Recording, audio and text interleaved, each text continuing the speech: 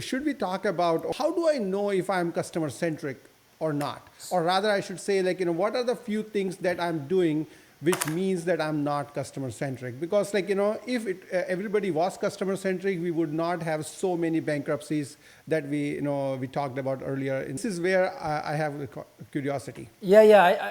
I think it's a great question, and I think in my experience, this comes down to, and I apologize because this is very tactical, but I think that this ends up being it can be very instructive and pretty eye opening, which is to say, how do you as a retailer make day-to-day decisions? And so what I've done in my past is I would literally sit in meetings in which executives or even mid-level managers are making decisions that are customer facing, whether it's to keep a store open or closed, whether it's deciding on the assortment for the upcoming season, whether it's reviewing performance metrics from the prior week or month. And I think if you were to just observe the way that they talk about making those decisions and note the metrics that they use in making those decisions, most of the time, or I should say, rarely will you hear the customer or customer-centric metrics being used. I think is it Amazon or it might be another retailer. Maybe one of you guys know, where in every meeting there's an empty chair in the room, and the empty chair in the room is meant to be saved for the customer.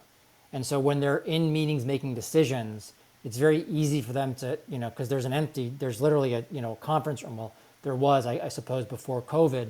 You're sitting in the conference room with 10 people making a decision, and there's an empty chair sitting there. So it's a very tangible reminder to ensure that the customer, you're basically saying the customer is sitting there, and are we making a decision that is benefiting her in some way, or that we're taking her preferences into account.